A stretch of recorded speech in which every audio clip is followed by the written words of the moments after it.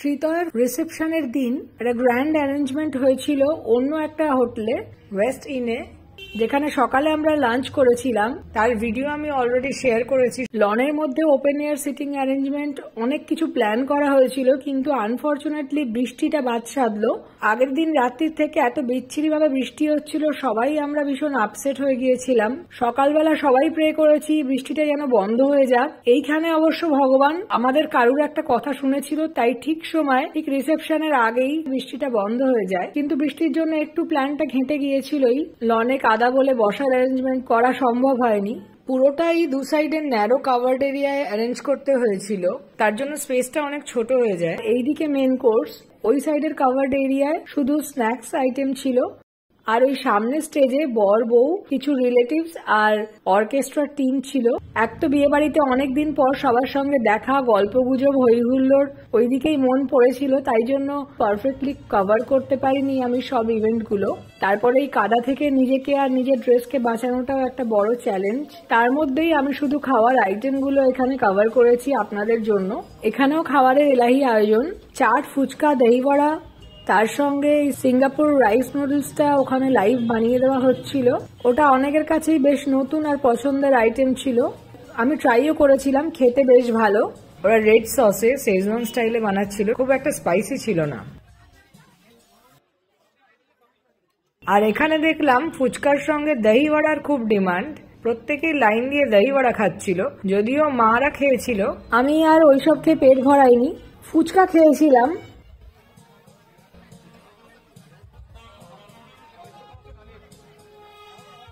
আর একটা জিনিস যেটা দেখলাম ভীষণ ইউনিক, খাওয়ার ইচ্ছে ছিল কিন্তু দুধ খেয়ে পেট ভরে যায় বলে সাহস করে আর খেলাম না, কিন্তু ভীষণ ইচ্ছে ছিল খাওয়ার।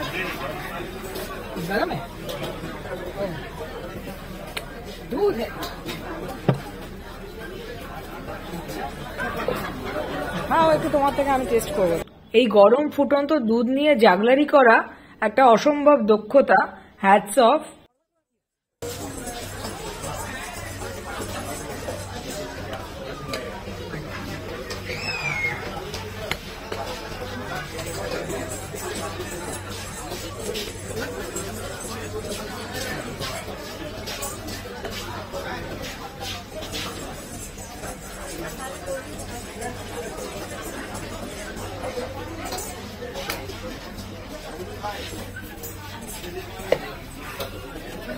दारुण एंजॉय करेছি আমি এনার এই 5 मिनटेर शोटा। वो वाला उधर चला गया, बढ़िया है। आपका नाम बता दीजिए। मानिक कुमार। मानिक कुमार, इधर ही रहते हैं आप? मैं रांची में रहते हैं। रांची से है, अच्छा बढ़िया। कितना दिन का प्रैक्टिस है? हो गया मेरा 15-16 साल हो गया। 15-16 साल से कर रहे हैं, बढ़िया है, एकदम परफेक्ट। পাশে হচ্ছিল তন্দুরি চা। যেহেতু আমি চায়ের ভক্ত না, সেই জন্য অনেকবারই খাবো খাবো করে আর তন্দুরি চা খাওয়া হয়নি। এবারে ট্রাই করলাম।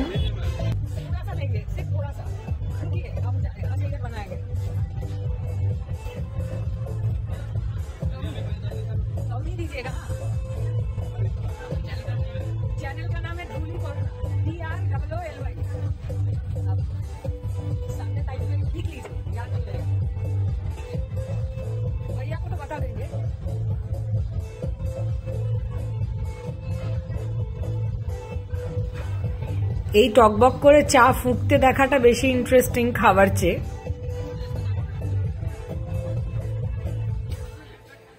বেসিক্যালি একটা ভাঁড়ের গন্ধটাই আমি পেলাম, হালকা একটা স্মোকিনেস ছিল। নর্মাল চায়েরই মতন, খুব একটা এক্সক্লুসিভ ইউনিক কিছু নয়, খেতে ভালোই। তন্দুরি চায় ফার্স্ট টাইম ট্রাই করলাম এখানেই। অনেকবার মেলায় ভেবেছিলাম ট্রাই করবো, কিন্তু এখন এখানে বিয়ে বাড়িতে এসে প্রথম ট্রাই করা হলো। বেশ ভালো, চারকোলে পোড়ানোর যে ফ্লেভারটা ওটা পাওয়া যাচ্ছে পুরো। চলে গেলাম মেন কোর্সের দিকে। ওখানে প্লেটস, কাটলারি, তার সঙ্গে সালাড কাউন্টার, চাটনি, রায়তা, পিকলস, ডিপস এটসেট্রা ছিল।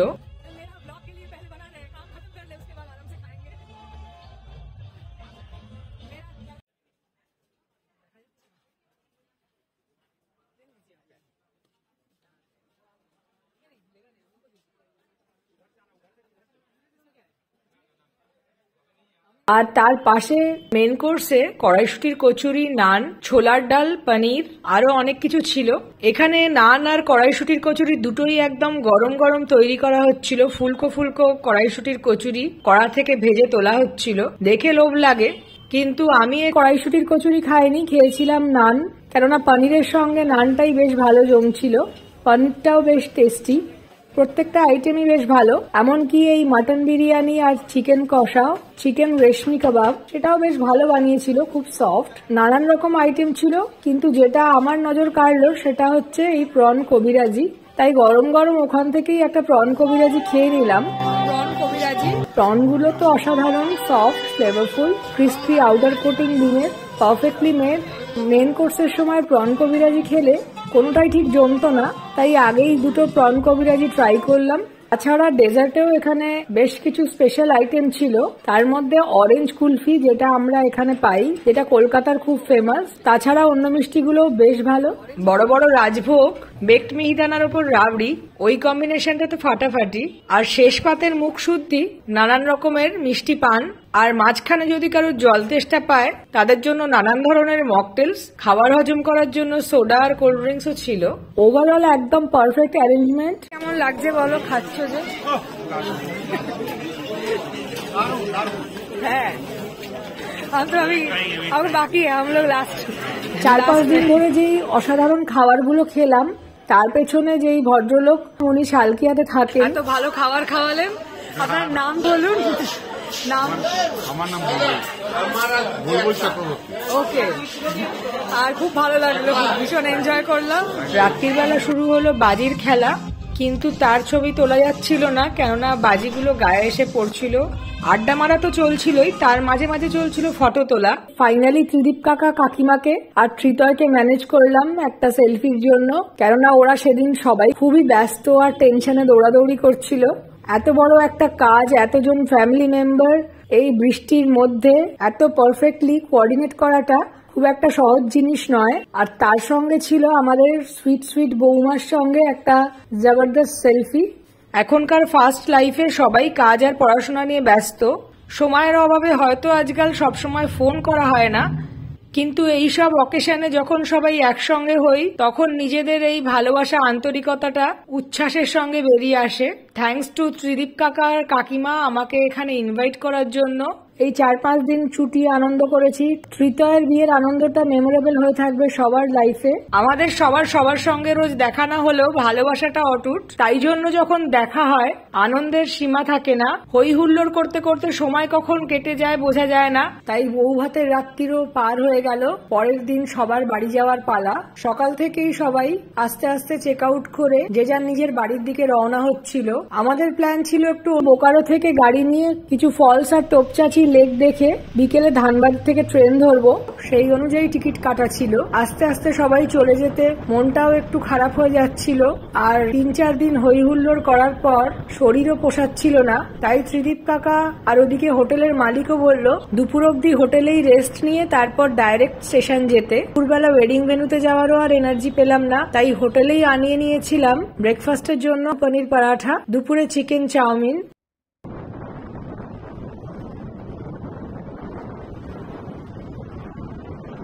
ত্রিদীপ কাকা আমার মশাইয়ের ভাই। আজকালকার দিনে কেউ বিশ্বাসই করতে পারে না সম্পর্কের মধ্যে এত আন্তরিকতা কি করে থাকতে পারে। এই ফ্যামিলির প্রত্যেকটা মানুষের সঙ্গে এতটাই আমরা ক্লোজ, মনে হয় যেন নিজেরই বাড়ি। আজকাল যেখানে নিজের ভাই বোনেদের সঙ্গে সম্পর্ক থাকে না, সেই জায়গায় এত বড় ফ্যামিলি মেম্বারদের মধ্যে এতটা আন্তরিকতা আজকালকার লোকে বিশ্বাস করতে পারে না। আর এই অ্যাটাচমেন্টটাই আমাদের সবচেয়ে বড় পাওনা।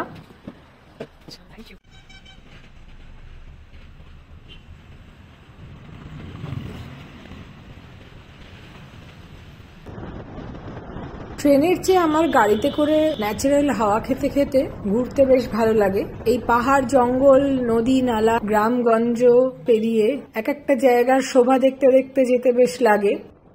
ধানবাদের আশেপাশে কলিয়ারি আর এই কয়লা নিয়ে যাওয়ার ওভারহেড ব্রিজ, রোপওয়ে গুলো দেখতে বেশ মজা লাগছিল। এইভাবে দেখতে দেখতে 2 ঘন্টা পেরিয়ে গেল, পৌঁছলাম ধানবাদ স্টেশনে।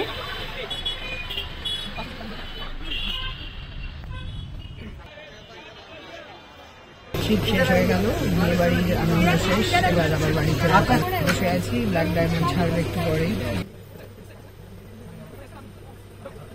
সন্ধ্যেবেলা ব্ল্যাক ডায়মন্ডও ঠিক সময় ছাড়লো। ট্রেনের জানলার কাঁচ দিয়ে পড়ন্ত বিকেলের সূর্য দেখতে বেশ ভালোই লাগে।